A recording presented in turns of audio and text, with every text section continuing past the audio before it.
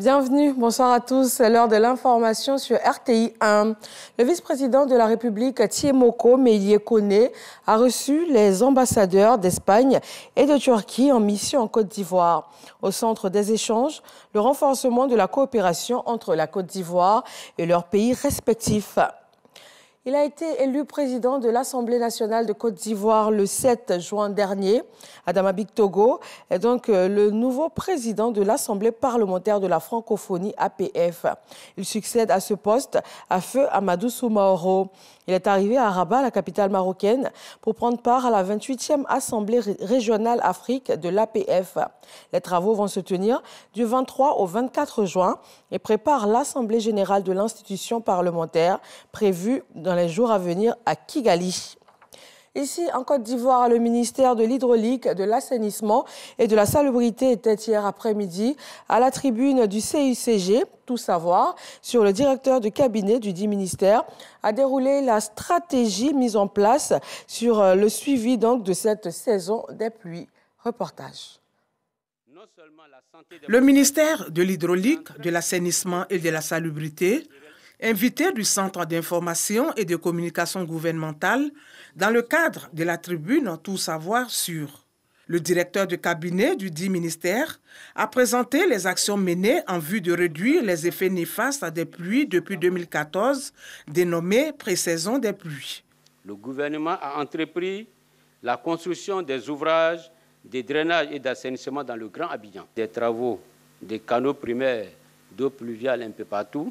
Il y en a qui sont achevés. Nous pouvons noter Yopougon, Kimi, Akokodi, Rivera et le ministère de l'Hydraulique, de l'Assainissement et de la Salubrité a été donc instruit de procéder à la libération des zones à risque, sans délai, d'effectuer des travaux dits de pré-saison de curage des ouvrages d'assainissement, de réaliser des travaux de sécurisation et d'embellissement des zones de guépis pour éviter d'éventuelles recolonisations et de réaliser des ouvrages neufs.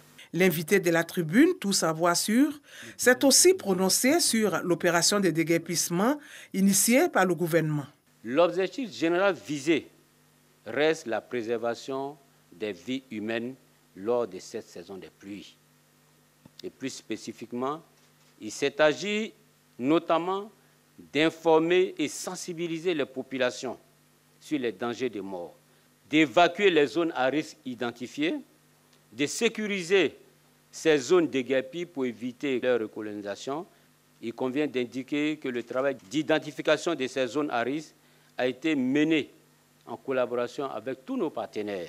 Nous demandons aux populations de quitter les zones à risque. Selon le directeur de cabinet du ministère de l'Hydraulique, de l'Assainissement et de la Salubrité, Drissa Diomandé, avant le début de l'opération de déguerpissement, 4000 ménages ont reçu des mises en demeure de libération des sites et définir un périmètre de sécurité de 15 à 20 mètres autour de ces zones.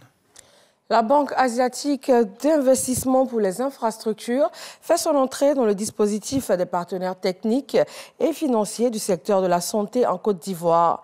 L'institution financière asiatique entend désormais accompagner le pays dans la riposte contre la Covid-19. Elle vient de mettre à la disposition du ministère de la Santé un montant de 100 millions de dollars américains, soit environ 50 milliards de francs CFA. L'objectif est de renforcer le système de vaccination avec une couverture nationale de plus de 70%, ainsi que les services de santé dans le pays.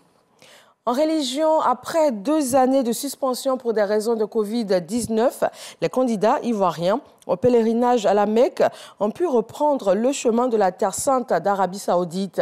Depuis vendredi dernier, les vols en partance pour les lieux saints se succèdent. Une de nos équipes de reportage a pris place à bord d'un de ces vols et nous vous proposons l'ambiance jusqu'à Médine dans le journal de 20h. C'est tout ce qui reste de Patrice Lumumba. Le cercueil contenant une dent du héros de l'indépendance de l'ex-Congo belge est arrivé dans sa région natale dans le centre de la RDC.